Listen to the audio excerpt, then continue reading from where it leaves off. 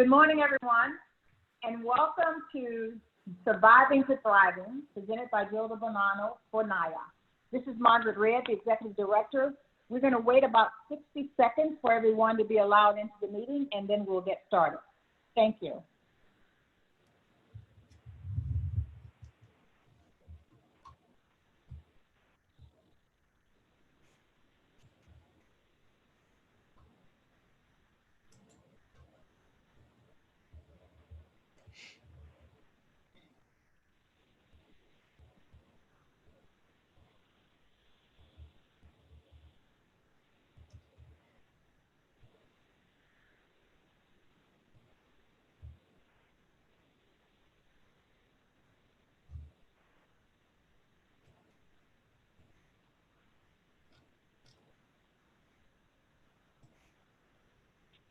I see we're up to about 13 participants. We have 43 people registered, so we will give it another minute, please. Thank you.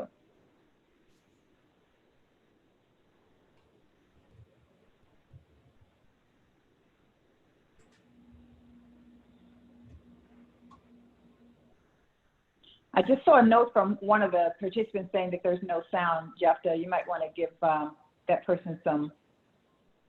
Oh, it now says sound all set, so we're good. Great.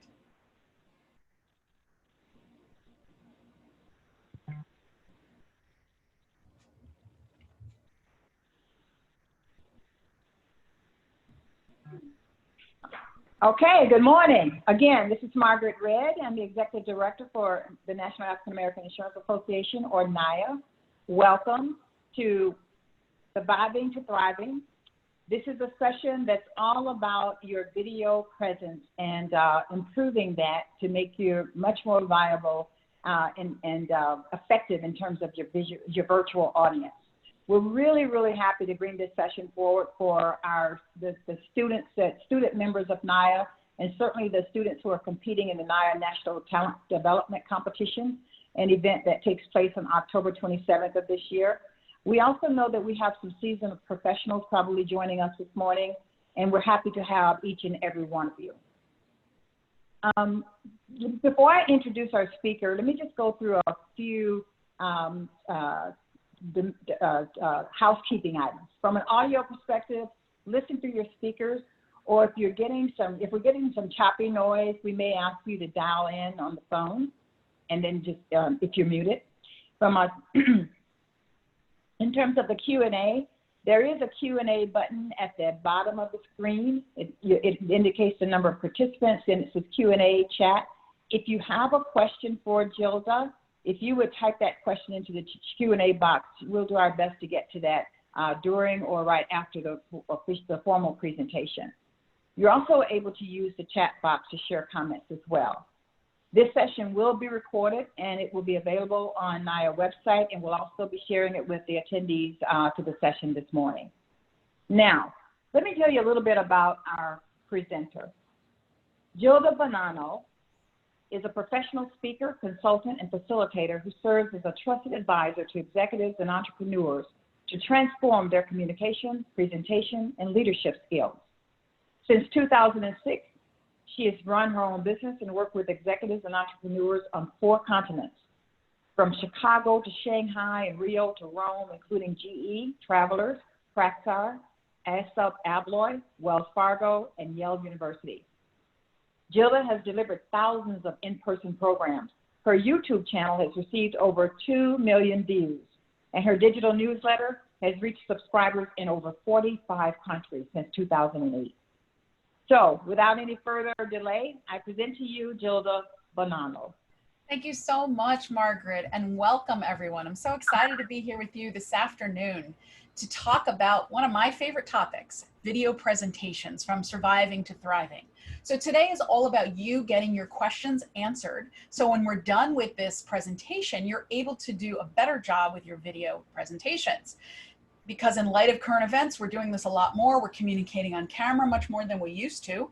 And instead of in-person events, we're doing virtual events. So meetings, presentations. And my goal is for you to walk away with 1 or 2 tips, strategies, techniques that you can use immediately to make your presentations better. So you move from just surviving, getting them done, to actually thriving and having them be an advantage for you and giving you an edge. We're going to talk about 3 steps in this process of doing a video presentation: prepare, present, and follow up. And as Margaret said, if you have any questions, please put them in the Q&A box. We'll make sure we pause periodically during the session to answer them, and definitely at the end, we'll make sure they're all answered. So let's start off with a poll. And Jepta, if I could ask you to launch our first poll. So here it is on screen. So you should be seeing a poll on your screen now. And if you go ahead and answer, how many school or work-related video meetings or presentations have you participated in since the pandemic started? So we'll give you a moment to find that on your screen, get your mouse ready, click on your answer, and then we'll reveal the results.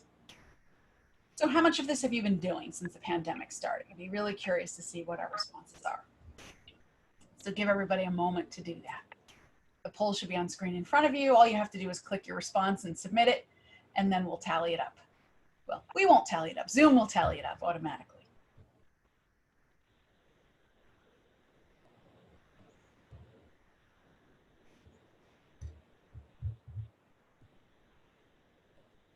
All right, let's see how we're doing. And Jepta, whenever you think we have critical mass on the response, go ahead and close that poll and publish the results, and we'll see what happens. So let's take a look at this. Aha, as suspected, 93% of you said you've been doing more than 10 school or work-related video meetings and presentations since this started in March. A couple of you, about 7%, 1 to 5. All right, so I think this is when I ask this question on these sessions, this is a pretty typical response. We're doing a lot of this. That's why you come to this session, because you want to get better. And maybe some of you are doing a few, right? And maybe some people who'll join us later on haven't done as many. And that's okay. Wherever you are in your comfort with these kind of presentations, I want to help you move one more step closer to actually thriving with these presentations. So let's get right to it. Let's talk about what do you have to do first. First step, prepare. But a lot of times we just jump into this presentation. We're like, oh, I got a presentation at 10, it's 9:55. Let me turn the camera on and go. And that's not usually successful. So we're going to start step 1 with prepare. Now, everything I say today is relevant whether you're presenting as an individual or you're presenting as a group or a team. And I'll tell you that the group or team is more challenging because there's more people involved, but it doesn't have to be impossible. It doesn't have to be difficult. So what we're talking about today is applicable if you're a student and you're giving a class presentation, if you have a virtual interview for an internship or a job, if you're participating in the National Talent Development Competition, and I know we have several teams who are watching today, and if you're not a student, if you're a professional, this also applies to you, whether you're doing a job interview, whether you're doing a session presenting to the board of directors or your clients. So any type of presentation that you're doing virtually, what we're talking about here applies. So I want you to keep that in mind as we go through. So the first question you need to ask yourself is, what's the point? Fill in the blank. The purpose of my meeting or presentation is to. Because if you just jump to creating a presentation, you haven't thought strategically about what's the point. Is it to sell? Is it to inform, to entertain, update, persuade, influence? What's the goal? You need to think about that because that drives every decision you make about content and about delivery. Also, remember that every time you have an opportunity to present on camera, you have an opportunity to build your brand. We talk a lot about personal brand, and quite simply, I like to define it as what people say about you when you're not in the room. So what does the faculty say about you when they're sitting around the table looking at scholarship applications and your name comes up, right? What does the team say about you when you're not in the room and they're trying to figure out who's going to run the group project? So how do you build your brand? Slowly, piece at a time, but it is dependent on people's perception. So every chance you get to be on camera, you have a chance to build that brand. So don't waste that opportunity. Now, you need to also ask yourself, okay, here's my strategic goal. Here's what I'm trying to do. What's the best medium from this message? Sometimes it's video. And sometimes that means you're screen sharing, using slides. Sometimes a phone call is enough. Sometimes email will do it, right? So you need to think first about strategic goal, then you can think about the medium, then you can talk about technology.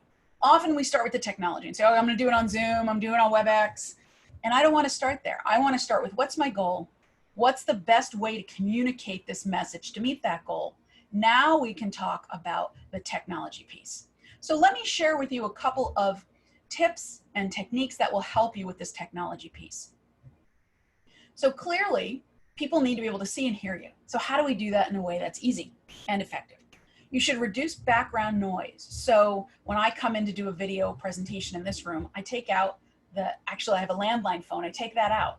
I have an Alexa device, I mute her so she doesn't actually come on accidentally and remind me of something, right? So I try to reduce the background noise, I turn off my phone, and then on my computer, I turn off every other app, because even if you have a new computer, even if you have a brand new computer, these programs like Zoom and WebEx use a lot of bandwidth, that's internet access, and they use a lot of processing power in your computer. So if you have your email open and a bunch of browsers and Excel and PowerPoint, it's just too much, and you're going to see distraction because your screen is not clear, your audio is not clear, it's slow, it's freezing. So turn off all other apps. And also that's going to help you not get distracted. Because if you have a little pop-up that says you've got mail, or so-and-so's just chatting with you, that's going to distract you when you're trying to focus on the presentation.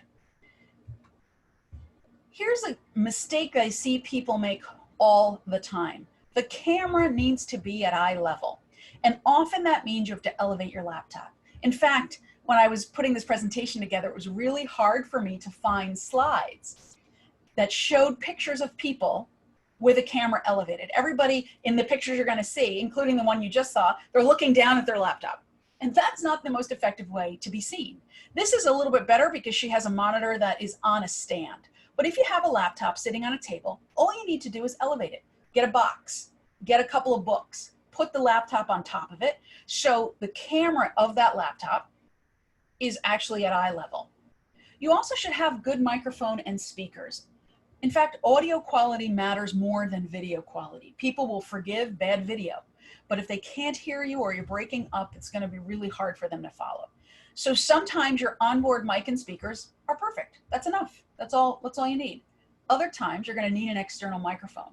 You're going to have to buy a mic that is a USB connected to your computer. So how do you know if your mic and speakers are good? Test it out. Get a free account on Zoom, open it up, hit record, talk, play it back and say, can I hear myself? Do I sound clear? Do I sound good? So good mic and speakers, and elevate that camera so we can see your eyes, mimicking eye contact. Another thing that often trips people up is lighting. So the light should come from behind the camera. So you don't want to sit in front of a window if you can help it. Now, I know some of you are in tiny dorm rooms, or you're in a small apartment, or there's 5 of you in a house and you're each trying to find your corner to do your presentation, and I understand that.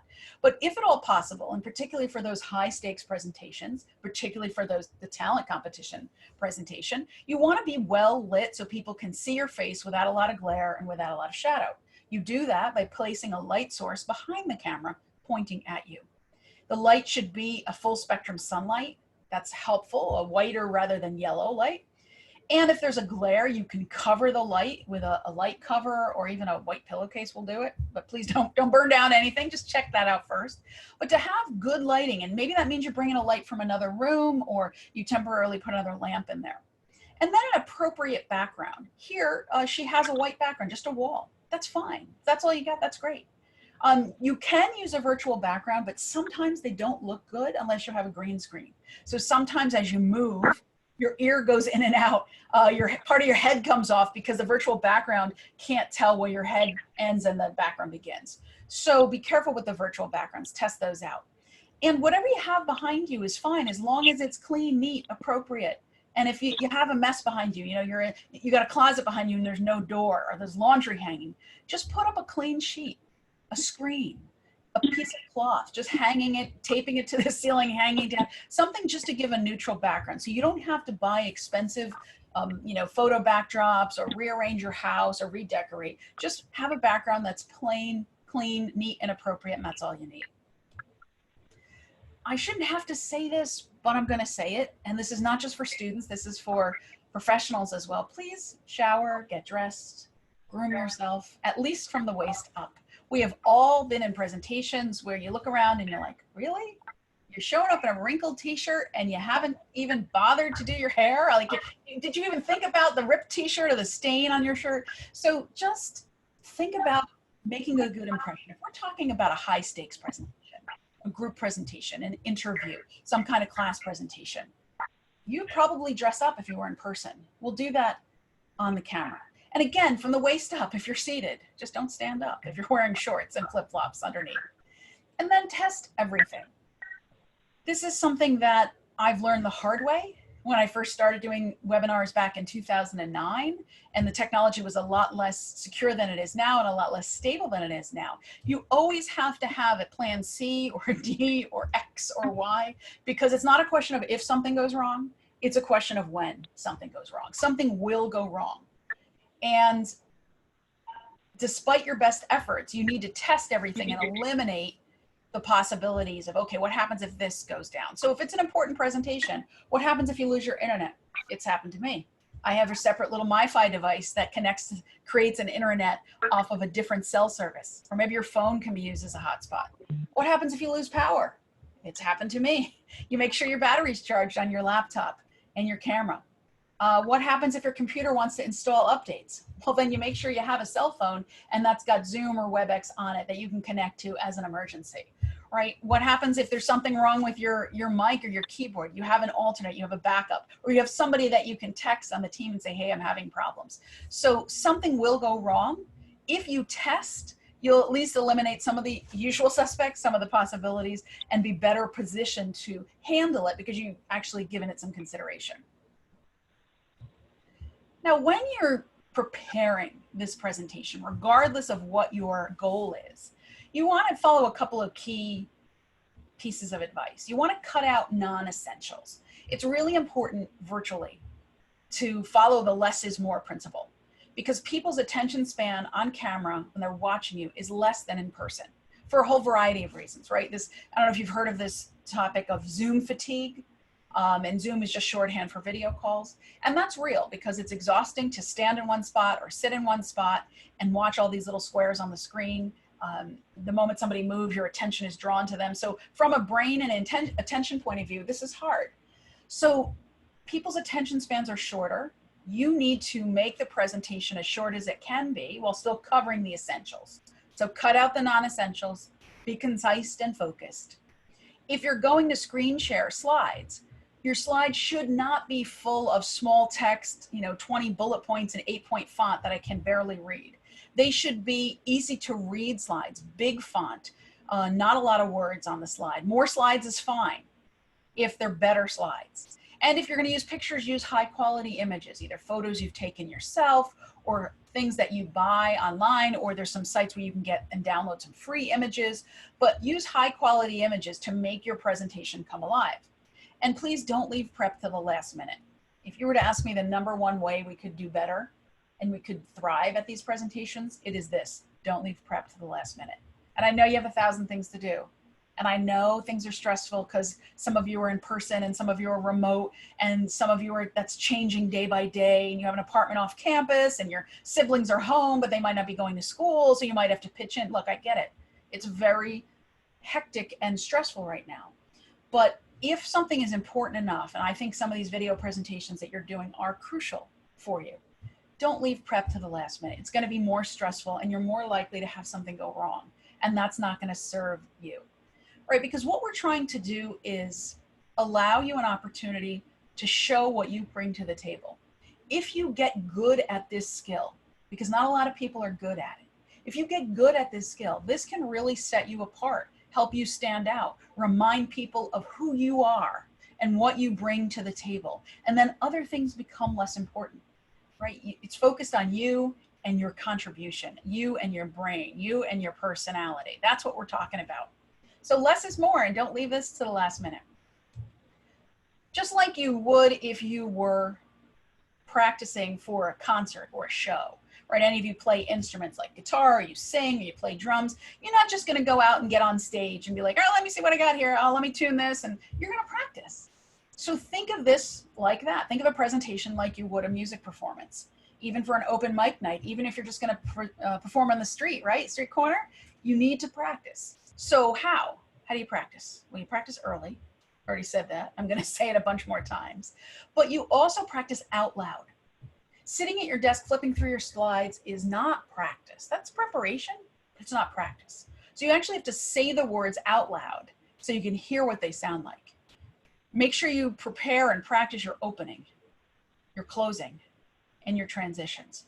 Because otherwise you start off with, hi everybody, let's hang on, let me just get my mouse going here. Okay, thanks everybody for coming today. Our team is gonna, right, very uninspired, very boring. I'm already checking email, right? So you need to practice a strong opening and a strong close. So you leave them with a final statement of your message, a reminder. You start and end strong, and then transitions in between your points. And I recommend you have points, 3 points, 4 points, 5 points, something that we can follow. Clear, concise, easy to follow outline. And then if you have Q&A as part of your presentation, practice answering those questions. You know your topic. What might people ask you? What questions would you hate to be asked on camera when you're being recorded? You're probably going to be asked those questions, so practice it. Don't just wing it. Very few of us can wing it and come out spontaneously brilliant. Very, very rare. Why bank on that when you can spend a little time practicing? Now let's talk for a moment about team presentations. And I know those of you participating in the competition are presenting as a team, but often for your classes or even in the workforce, in the workplace, you'll have to do these team presentations. Now these are hard enough in person, but in person you would look at the laptop, you look at the notes, you do this, I'll jump in here. But when you're doing this remotely, this is really hard because you can't see each other the way you would in a room, right? You can't step on somebody's foot under the table and say, I got this question. So what do? Somebody's got to be making sure the practice happens. And it doesn't matter if you have a collaborative team or you got a leader and everybody else follows. However you set up the team structure, you need to decide now who says what, who opens, who closes, and how you handle questions. So if somebody's opening and introducing the team, will each of you say your name? Or will that person say each of your names? Will that person say your first names? If there's a team name, who says that? Does it just appear on the screen? How do we open? How do we close? How do we transition? So when I'm finished with my part of the presentation, do I just go, okay, I'm done. Sasha, I guess it's you now. Now, you say, now that I've talked about the overall economic climate that this business is operating in, Sasha's going to walk you through what we project for the next 5 years for revenue, right? Doesn't that sound much better? It's one sentence. It doesn't take a lot, but it does take some practice. You want to practice together on video. So each of you should be practicing on your own. And then you should be coming together on video, not the morning of and not the day before. The week before, if you can do it. Okay, 3 days before, if you can do it. And what are you practicing? Exactly what I talked about. And you're not going to say, your practice is not, okay, Sasha, you're going to do this. And, you know, Aaliyah, you're going to do that. And Joaquin, you're going to do this.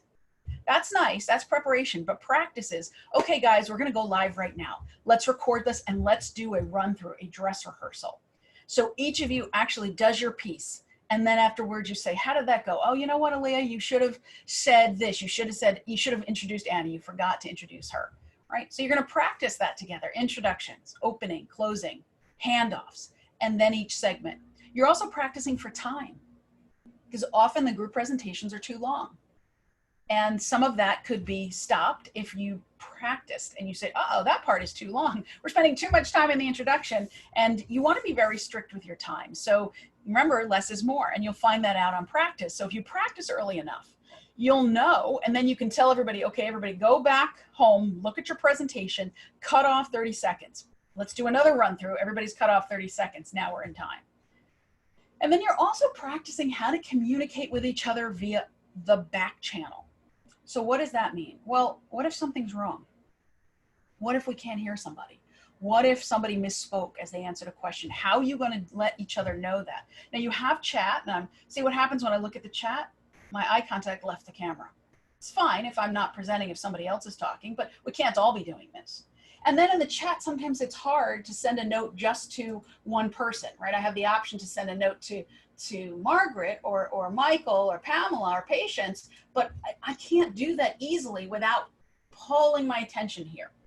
Sometimes we use the phone, right? We've got text going. So maybe you get a group text going and you change your phone so it doesn't, the screen doesn't go blank after a few minutes. It doesn't go into standby. Just change it to leave it on and just keep that group text open and maybe prop the phone up. Don't just keep it on the desk because then you have to look at it. You see it in the top of my head now, but maybe get a little stand for it in front of the monitor so you can look at it a little bit easier. Now it's just my eyes going down and maybe I can text something because you're not really seeing my arms. All right, so you got to plan that and you got to figure out how that's going to work, because particularly when you get to Q&A, there might be an opportunity for somebody to say, hang on, Michael, I want to correct that without having to interrupt. So think about that and practice that. Make sure you have everybody's cell phone number or text or chat or whatever you're going to do. You also want to make sure you have copies of everybody's piece, that it's put together as one. But if somebody has a problem with their internet, with their power, with their computer, with their connection, you can't just say, oh, Claire was supposed to present that and she's having internet trouble, so we're just going to skip that. You better be ready to prepare. You better have an understudy, just like in the theater. Who's understudying Claire's presentation? Who's understudying Ralph's presentation? Somebody's got to be ready to do that. So this takes a lot of work, which is why most people don't do a good job of it. But it's not hard. If you just take time and focus and practice, this doesn't have to be hard. In fact, it's pretty easy once you get the hang of it. And the more you do it, the less time it'll take you to practice and prepare, and the easier this will be. So I just want to let you know that you're going to be getting in an email after this presentation my checklist for better video meetings and presentations. Now this is a 7-page checklist. It has everything in there. Things I could not include here because of time. It's got everything but the kitchen sink, as we say. And so that'll help you. You can use that when you have to do a presentation to make sure you're ready. So that'll come to you in an email from Naaia after this session. All right, let's go to our second poll and see how we're doing out there. Do you find doing virtual meetings and presentations easier or harder than in person? So Jephthah, if you could launch that poll, here it is on screen. So we'll ask you to answer this question. You find it easier, harder, about the same? And also if you have any questions, now is a great time to type them into the Q&A box. And if you can't find the Q&A box, you can put them in chat. That's okay too. We got a team monitoring, so we'll find them. So please answer the poll, and if you have any questions, please put them in the Q&A or the chat box. I'd be curious to see your answers to this. Is this harder or easier? And I ask this every time I do this presentation because I'm very curious, and I've seen mixed results. I'm curious what this group's going to come up with. So give everybody a chance to do that. Find where the poll is. Think about it for a moment. Give us an answer. And also, if you have a question, go ahead and type it into the question box or into the chat.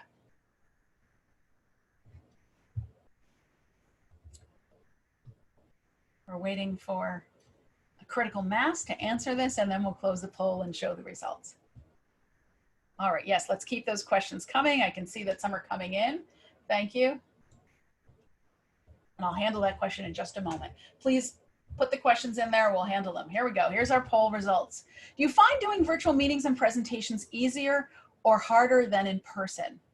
16% found it easier, 42% found it harder, and about 42% found it about the same. All right, interesting. I'm curious, if you would type in chat why you answered the way you did, why you think it's, all right, somebody in chat said about the same, but in chat, if you would type that in chat and send it to all panelists and attendees. So is it harder or easier? Just give us a reason why I said it was harder, why I said it was easier, why you said it was about the same. And you don't have to do full sentences. Spelling doesn't count.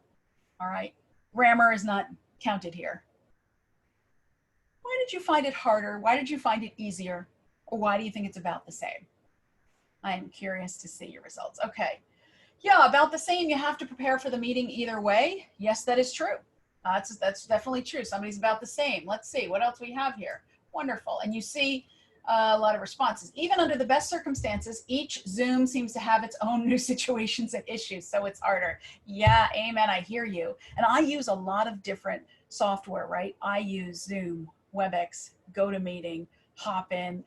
There's like 3 more I've forgotten that I use because whatever the client wants to use. Often they want to use theirs, Microsoft Teams, Skype, GoToMeeting. And each one is slightly different. What they bought is slightly different. And so I always have to go in and I do a dry run and I make notes and remind myself of what I'm supposed to do, where the polling is, or if there's a Q&A or how it works. So yeah, it's harder. Let's see, what else? I'm going to go through these here. It is harder. Online, you can view notes and key points easier. So in person is harder for you because yeah, online, it is easier to use notes. And we'll talk about that. Absolutely. It's harder because you prefer human interaction. Yeah, this is tough, particularly if people aren't on camera. Like I'm set up today. I am talking into a screen. I get no feedback from the screen. That's why I'm asking you to write in chat because I want to see something like, is there anybody out there? I'm dating myself here and some of you may not know the reference, but it's like Bueller, anybody out there? That's from Ferris Bueller's Day Off, a fantastic old now movie with Matthew Broderick. But yeah, it's hard because if the human interaction is not there and we have to use polls and chat and Q&A as a means to replicate that. It's new and unknown territory, so it's harder. Sure, anything new can be harder. Absolutely agree with you there. There's more that could go wrong, so virtual is harder. Yeah. And I like to be in control. So when I do in person, I've got my cables and I've tested stuff and I get there early, but I feel like you're right, online, some things are out of my control, like my internet access. I think it's harder because you can't look at everyone's faces at once.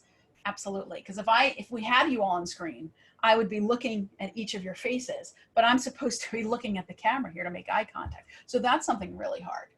About the same, my prep level is about the same and I'm focused on engaging the audience. Yeah, absolutely, Sammy Lee. You're trying to engage the audience in person or virtual, and how you do that varies and it's different, which each of those mechanisms, but you still have to do it. So it's about the same. Harder because I think it's harder to keep people engaged and harder to get people to understand your tone and such. Yeah, absolutely, Nina. That is a challenge. Tone really matters. And we're going to talk about voice in a moment and how much harder this is when we don't have the rest of the body to communicate non-verbally. The same, still presenting in front of your class, still have to prepare, still have to look nice as well. Absolutely. One thing that's easier, Pamela, is you don't have to wear heels. If you normally would wear heels in person, you don't have to wear them unless you like to wear them. I have a standing desk that's adjustable, so I can adjust height, so I don't have to put the heels on and be uncomfortable. That's a small benefit for those of us who wear heels. Guys and girls, you're in boots with heels, and that's uncomfortable. It's a little easier virtually. I think it's harder because you can't look at everyone's faces at once. Absolutely. It's harder because it's easy to read body language in person and nonverbal cues of the audience in person. Yeah, true. I love that. Pamela, how did you find that's beautiful. She found the heel, like a picture of a heel, a little icon or emoji with the heel. Impressive that you found that. All right. So yeah, thank you for that. So it's good and bad and easy and hard. It's harder for groups because of all the added complexity of working with multiple people. Absolutely. I think virtual presentations with a group are harder than in-person group presentations. And in-person group presentations are hard enough already. So yeah, this is something that we definitely want to deal with. All right, so I see some questions have come in the Q&A. So I want to handle those. We're going to go to step 2, which is present. I want to talk about something first, and then I want to go to those questions. So there's a special offer here on screen. I have a course called Virtual Presentations, How to Develop and Deliver an Effective Presentation Over the Phone. So that's a 3-session course I recorded a few years ago. So you will get the audio, 3 sessions, audio recordings, and you will get the transcripts of each of those recordings. So if you prefer to read rather than listen, this is completely free. There's no charge. There's no gimmick here. All you have to do is text Confidence 2020 to the number that you see on screen. And that means I'll get your information and I'll be able to send you later on today the download link. If you do that, you'll also receive my email newsletter that comes out twice a week with presentation skills tips. So we want to leave that offer on screen just as a reminder. Again, I don't spam you or sell you stuff. I'm just providing content, more tips and techniques for you to use. So feel free to text that information to the number there on the screen. So let's go to the questions. I see a few here. What about if a student does not have a laptop? Do the same rules apply with a phone? Yes, so the challenge with the phone is similar. Most phones have pretty good cameras and pretty good sound, so that's a positive. What I would recommend that you do is have some kind of place to put the phone. You can buy a stand or you can jerry-rig a stand. You can just put it between two books and lean it against something so that the camera is at eye level with you, whether you have a front-facing or back-facing camera. So you want to make sure that the camera is stable, because the problem is if I'm just holding the phone here, my hand's going to move and this is going to shake a little. So make sure that the phone is stable and stationary, that it's at eye level, and that you've turned off anything else that could be distracting. Now, the challenge is you're leaving your volume on because you are talking and listening, and that means your phone could ring and your text could come through. So you have to work with that. You probably have to be a little handier with your mute button than you might ordinarily on the computer. So I think you can absolutely do this. It's possible to share screen. It's possible to share slides. Sometimes that's a little harder. So if you were doing a group presentation, I would have somebody else who has a laptop share the slides, and you can talk and say, next slide, please, Pete. And now and you can go ahead and do that. So practice matters, but I think you can absolutely use the phone if you have to. In an ideal world, you have a laptop or a desktop, but I know that's not possible all the time from every location at every moment. So the phone can absolutely work. Definitely. Thank you for that question. If you watch the Democratic Convention, what's the thought on the presentation? Raymond, great question. So politics aside, I always like to watch any big event like that. I will also watch the Republican Convention because I'm very curious about the production, how they do the production, how people record versus live, how they come across. So I think we've seen really interesting examples of people comfortable on camera, right? Elected officials or celebrities, usually pretty comfortable on camera. And then some people not as comfortable on camera. So I would encourage you to watch any of those conventions or any public forum like that where you have an opportunity to observe how people look and sound and say to yourself, what was compelling about that? Aside from the content, how did the delivery help or hurt? Did it matter if the person was seated or standing? Did it matter if they were obviously reading off a teleprompter? Because when it's recorded, they're reading off a teleprompter behind the camera or on the camera, right? So how does it come across? How does it differ when there's no interruption for applause? Because they're just talking into space. They don't see applause, nobody interrupting them with a standing ovation as would usually happen. How does the speaker create that same energy when there's no live audience? So yeah, absolutely watching it. We'll watch any of these that I can to learn from them, and I encourage you to do so as well. Ruth is asking, what's a good way to gauge audience engagement? In person, you can see body language. Video presentation is so hard. Absolutely, Ruth. And I'm going to talk about that in a moment. So I'm going to ask you to hold that question. I'll get to it. And if at the end I still haven't answered it fully to your preference, please go ahead and ask it again. It sounded like a Jerry Lewis telethon. I think you're talking about the convention. But the camera action was consistent and good. Some were too close to the camera. Standing was more engaging. Yeah, you notice I'm standing. Sammy Lee, I agree with you. I think standing works better for me to be alive, engaging, and energizing. But I understand not everybody's comfortable. It's tiring. And I'm able to do it because I have a standing desk that's adjustable, and I have my monitor on an arm that's adjustable. So everything can go up and down. So I can sit, stand, lean.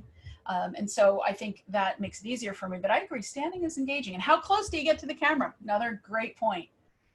Test Conference 2020, interested in getting more info. Okay, Anna, I think that's something for the Naaia team. So Jephthah, if you can send her some more information about that. And if we're not sure, we'll do some chat with you there, Anna. All right, so let's keep talking about what happens when you're presenting. And please keep those questions coming. I'll break in another couple of minutes and answer them. So you've done your preparation and your practice. Now step 2 is present. How do you manage your body language and engage the audience? So you have to think of it like being on air. And in what I used to say on radio, but now I'll say podcast voice. If you've ever listened to podcasts, right? You listen to audio podcasts on your headphones, or your phone, the voice is clear. There's not a lot of background noise, so it's crisp and clear, and it's varied. There is not a monotone. People talk louder and softer, slower and faster. The tone is warm, it's engaging. That's the kind of voice you need to have. And you've got to practice that. You've got to record yourself and listen and make sure you have podcast voice as opposed to monotone voice. You also want to make eye contact through the camera, as we've talked about, and monitor your facial expressions, because if you're on camera, even if you're not speaking, we can see you. So if you're thoughtful and you're looking off in his face and you're thinking about my part coming next, it looks like you're disengaged. If you're looking furiously at your notes, I can see that. So you need to monitor your facial expressions, put a smile on your face, make sure you're smiling when other people are talking. And remember that your face is being, the face is being monitored, people are watching you, and it's communicating a message about how you think and how you feel. So be aware of that. The challenge is, as we said, you have to communicate through the camera. So you have to be dynamic and energetic, but you're in this box, right? Here's the top of the box, here's the side, here's the bottom. This is all I got.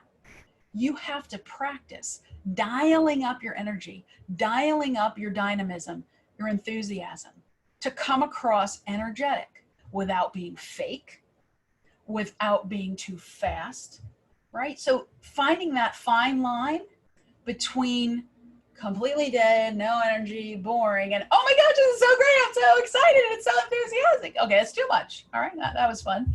Sorry if I just blew your eardrums out, but you got to find a balance for each of you. What is that? Smiling helps, looking at the camera helps, having energy in your voice, standing up helps me. When I would recommend people doing phone interviews, if they were being interviewed on the phone for a job, I would say stand up, because it just gives your voice more energy. It's harder for me to slouch when I'm standing. But when I'm sitting, I can crunch over, crunch the diaphragm and the lungs. I don't get a lot of air. Much harder to do that standing. So you want to be dynamic and be energetic. Also, you want to cut out your filler words. They don't help you sound confident. Filler words like, so, I mean, kinda. Listen to yourself. Listen to other people. If somebody comes on and says, I'm kind of going to go through the 3 reasons why we sort of recommend that this company maybe changes its, changes its strategy. I'm not impressed. You don't sound confident. You sound nervous. I don't believe you. So work on having some confidence and then displaying that confidence, and cutting out filler words is something that you can do. Again, do this by practicing, making sure you hear yourself saying them and then eliminating them and putting a pause in or period at the end of the sentence. So make sure that your language matches the message you're trying to convey. It's also important to keep your focus. Much harder to do virtually, on one hand, because you can't see people yawning and getting bored and looking at their phone. But it's easier to do virtually because around your computer and behind your camera, you can have all kinds of notes and timers and Post-its. If I were to take the camera off, I have an external camera clipped to my monitor, but if I were to take it off and show you what's around my monitor, I have notes to myself. I have a clock here. So I'm able to keep track of my time, my key points, rather than looking down at my slides, which are printed here, and flipping them. Do you hear that on the microphone? I'm flipping all the pages. But rather than doing that, have some key points around your monitor on Post-its. If you have space behind your camera, you could have a whiteboard, or you could hang a piece of paper on the wall, just tape it on the wall, make sure it's not going to pull the paint off. But you can have more setup. Like somebody said in the chat, it's easier to have notes, but the notes have to be easy for you to pick up and look at. Pick up with your eyes, not with your hands, and look at without distracting you from the camera. So it helps you not to ramble. All right, we're getting to section 3 now. So most of the time, we think we're done. We're like, oh, prepare, practice, present, done. Well, you got to follow up. So before I get into that, let me answer Ruth's question around audience engagement. Much harder to do virtually, but you have to plan for it.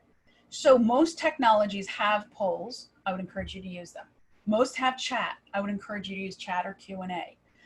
Have somebody else as your technical co-host who can help with the Q&A. I've got Margaret as my backup, so if I miss a question, she's going to say, Gilda, you missed a question, right? We've got Jepta on the line and Mike if we've got any issues with the technology. Now, you might not be able to have a whole team, but you probably could have a friend sit in on that call with you, be off camera, and just help and back channel you if there's something. So polls, chat and Q&A, ask questions. So you saw, I asked a poll question. You said easier or harder than in person. And then I said, why? Put it in chat. So you're already thinking about it. Everybody's got an answer. And this was Margaret's suggestion yesterday when we did our dry run, or 2 days ago. She said, you know, I'd love to know why people find it easier. Maybe we could ask them to put it in chat. I wrote that down. What a great idea. So you're going to have to pre-plan the audience engagement. In a live room, you can just say, show of hands, how many of you, but you're going to have to plan that ahead of time in the virtual space. All right, so polls, chat, and Q&A, have concise slides, have pretty slides, nice looking slides, engaging slides. Sometimes if it's a small enough group, you can use annotation. Zoom has a whiteboard feature, not the webinar, but the meeting space has a whiteboard feature. You can ask people to go in and write things or stamp their names on things. So if it's a smaller group, you might even be able to get more engagement. But it's a great question. Let me know if you have any other questions about that, Ruth, or anyone. It's hard for me to tell how engaged you are, but I know how many participate in the poll. I see how many are asking questions and putting things in the chat. So I'm getting a sense of that, but it's much easier in person for me to see that you're awake and participating. It just is.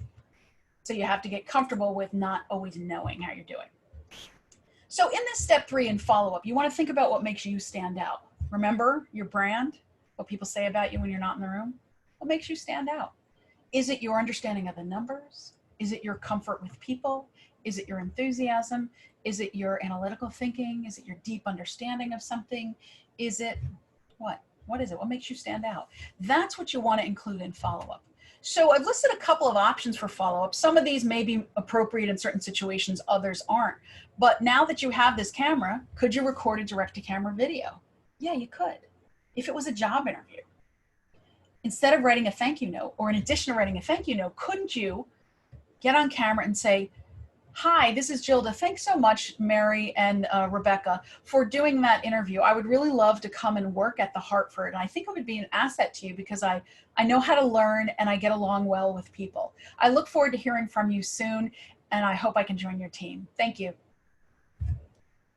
And I know probably one of you on the call will do something like that. When we did this session for the professionals, we actually had somebody demo a follow-up that he would do as a video to a potential client. And it was the same thing. It's like, hi, I'm Quincy. Thanks so much for giving me the time to talk about your insurance needs. As we said, we are and he talked a little bit about his company and his brand and what he could offer. I would like your business. Hard? No. But most people aren't going to bother doing it. When you do it, you stand apart. You set yourself apart from the crowd. Customized web page. For some of you with tech skills, that's easy to just have a dedicated page. Maybe if you're in a company, you have a marketing video. If you have a LinkedIn profile, which you all should have, if you don't, that's a helpful, easy way to network. You can write a blog post or an article on LinkedIn. You just go into LinkedIn, say create post, share it. So you could write something and you could send somebody an email and say, please take a look at my post on the topic. So I'm not saying you have to always have big follow-up, but in some cases for an interview, for an internship or a job, it might set you apart, right? In some cases, it might actually be helpful. It might be useful. And most people aren't going to bother doing it. So when you do it, you stand apart. And then the other part of follow-up, in addition to connecting with whoever you were presenting to, is to get feedback. As soon as possible, reflect on what worked well and what didn't. This is individual and group. Excuse me. So if you are doing a group presentation, don't just be like, phew, glad that's over. Get the judges or the audience's feedback, the official feedback, but then talk to other people. For those of you in the talent competition, you're going to have feedback from the 3 judges. But Margaret's also going to be listening and watching. Susan Johnson's also going to be listening and watching. Other people are also going to be listening and watching from the Naaia board. Why wouldn't you reach out to them and say, Margaret, could you give me some pointers? Give me some feedback on what worked and what didn't for my own presentation or my team's? She'll answer you. Most of you won't bother to do that. You're missing an opportunity to get feedback from an experienced professional who's in a leadership role. When you do a presentation to your faculty and you get a grade and you get some information on the sheet, here's what you did. How many of you will email that faculty member or call them and say, thank you so much for the feedback. I'd like to understand more about what you meant here. Not challenging them for the grade, like how dare you give me this grade. I'm talking about understanding. Could you give me more? Could you say more? What did you mean here about my analysis was superficial? Or what did you mean here about I came across as engaging? Because it's not just negative feedback we want. constructive feedback, right? But it's also positive. When somebody says good job, I want to know why. What was good about it? Did you like the slides? Did you like my background? Was I interesting? Was I concise? What did you like? So get that feedback. And again, most people aren't going to bother doing that. So when you do that, you get valuable information that helps you be a better presenter. So it's really all about harnessing the power of video presentations to build your professional and personal success. This is a superpower, which is why I have the superheroes on the screen. Most people have latent power in this. Most people, this is a latent superpower, meaning it hasn't been developed. They haven't discovered it. But every one of you on this call is capable of being someone who can deliver video presentations well, who can use it to thrive. It's not a question of being born with the skill. This is a learnable skill, a teachable skill, a practicable skill. I just made up that word. And this is something that each of you can have if you spend time, energy, effort, prepare and practice in the right way. When you do that, this gets easy. Most people don't bother to do that and put in the time. And so for them, it's just a question of surviving. And I want you to be thriving on this. So let's handle some questions. Let's go ahead to the Q&A. If you've got the questions, go ahead and put those in there. I'm just going to remind you of the special offer on screen while we're doing that. And Margaret, please keep me honest if I have missed any questions in Q&A and chat. I'm just scrolling through here so you see my eye contact going away. Let's have some questions. What's come up? What are things that I didn't handle, that I didn't answer? Go ahead and give you a moment to put some of those in. And that means you got to find the chat and the Q&A, and sometimes it's docked. You have to undock it. I have two monitors, so it's always a question of which of the two monitors it's on. I've got to move it from one to the other. So there's always a little bit of screen rearranging that I need to do to use the real estate on the screen in the best way. While we're waiting for some questions to come in, let me bring up this slide, and then Margaret, I'll ask you to share some upcoming events that Naaia is offering. So go ahead and go ahead and put your questions in the chat or Q&A, and then we'll have Margaret share what's coming up, what wonderful programs Naaia has in the future.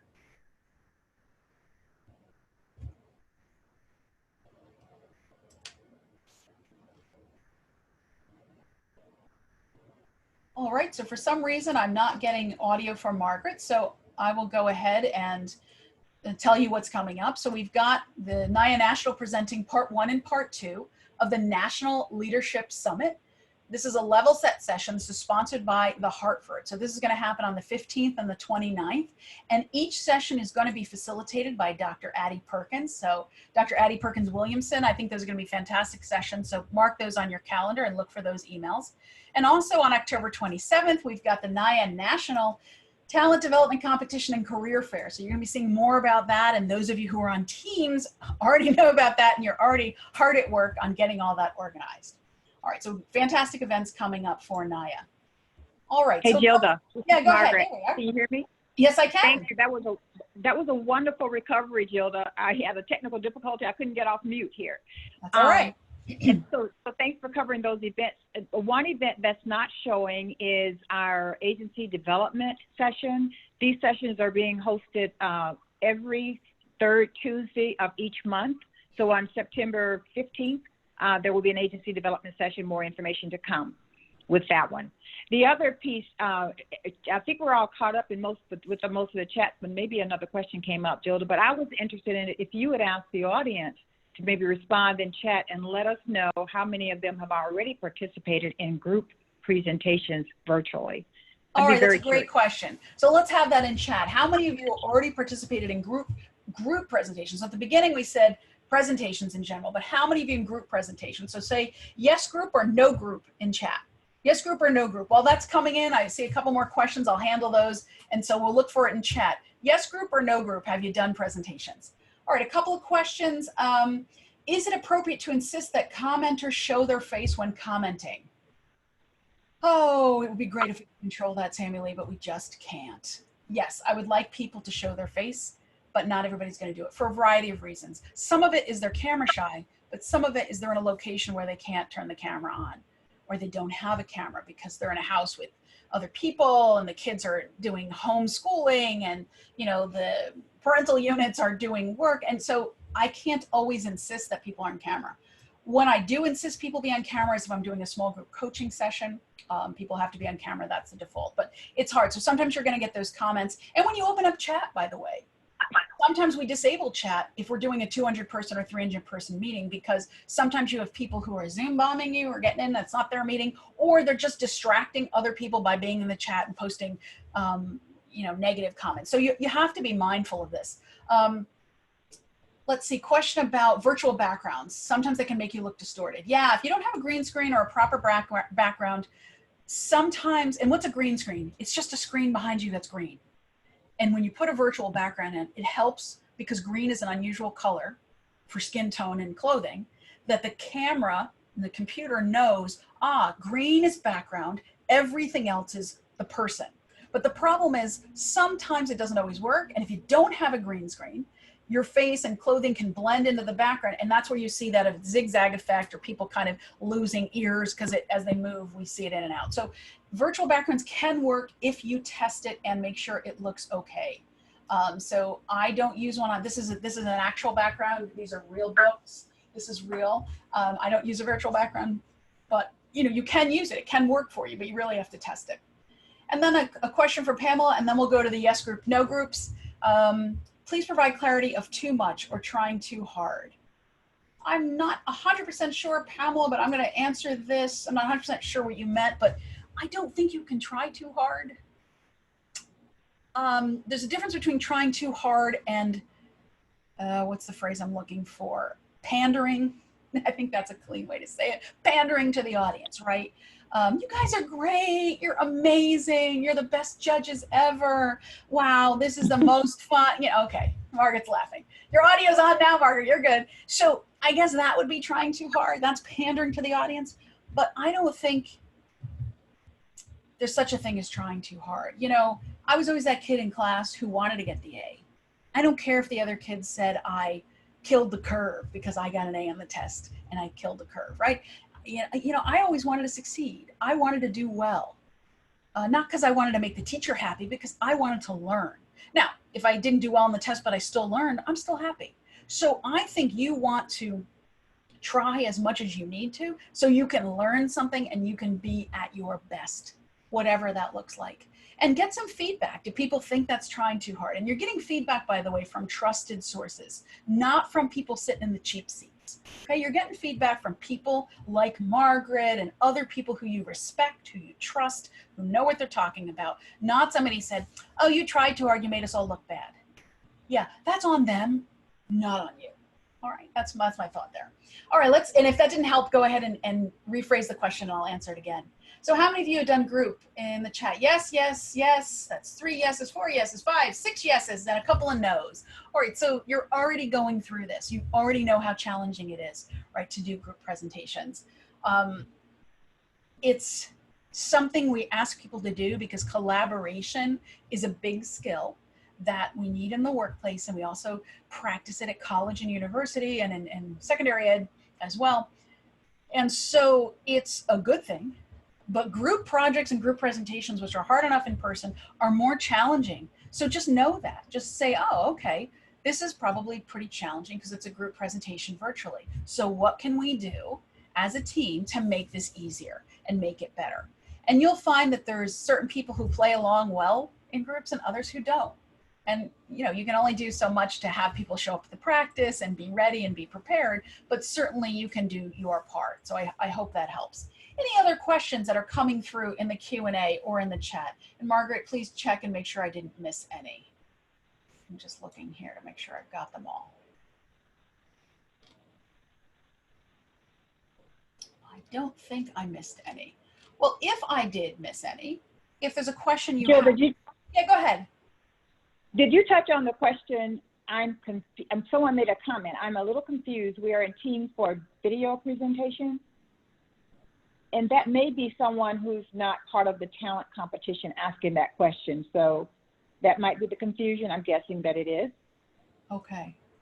Okay. So just so everyone on the phone knows, there are some individuals who are on this call who are actually participating in the Naaia National Talent Development Competition. And they're participating as a part of teams of 3 individuals. and they will be presenting presenting to a case study that Naaia has developed.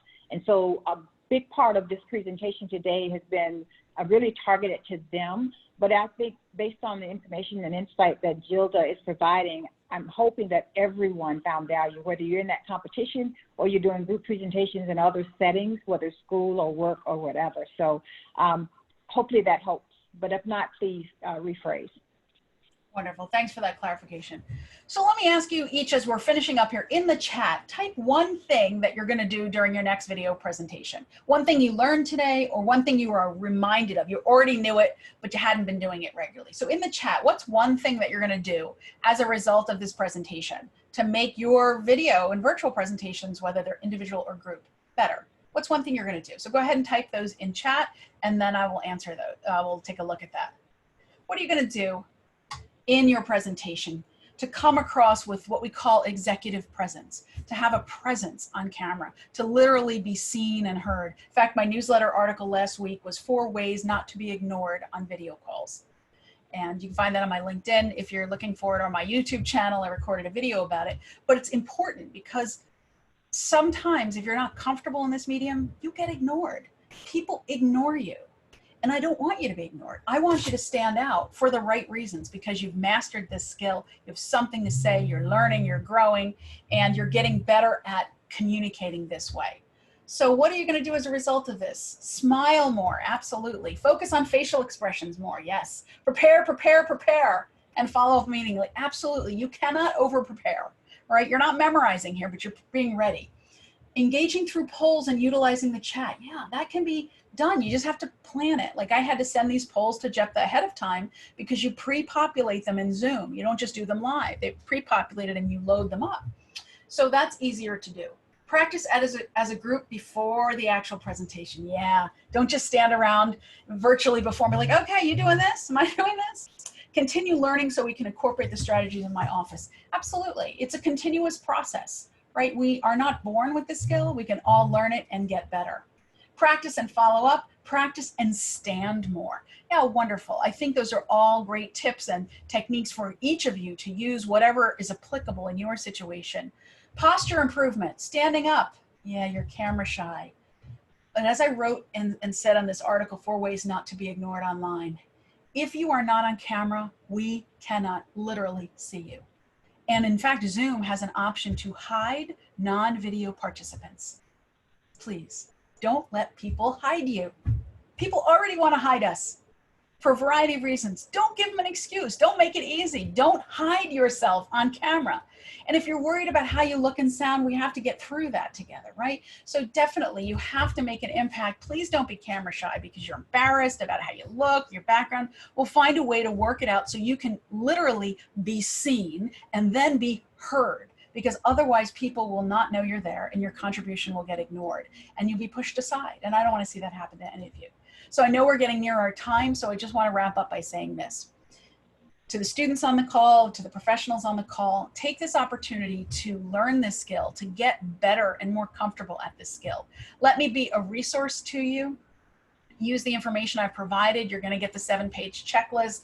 Use the people on this call. Margaret is a resource to you as well. Get comfortable with this skill, because even after COVID is over, that time when we can get back to being in person, we still work in global teams. We still work remotely. We still need to communicate with people who are not physically located with us. So video conferencing is not going away. It's not going to go away when COVID is over. So if you master this skill, you get better each time, just a little bit.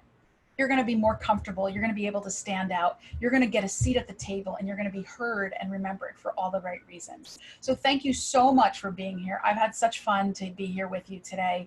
I hope it's been helpful. I'm going to throw it back to Margaret for some closing remarks.